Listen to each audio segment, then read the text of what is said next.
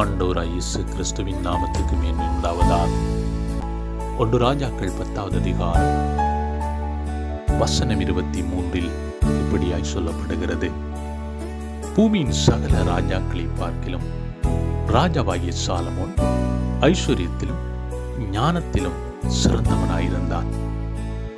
சாலமோனின் இருதயத்திலே தேவன் அருளிய ஞானத்தை கேட்கிறதற்காக சகல தேசத்தாரும் அவன் முகதர்சனத்தை தேடினார்கள் என்பதை பார்க்கிறோம்.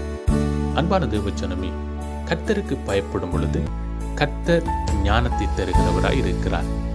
சாலமோன் ராஜா கர்த்தருக்கு பயந்து கர்த்தருடைய வார்த்தைகளை பின்பற்றினார் என்பதை பார்க்கிறோம்.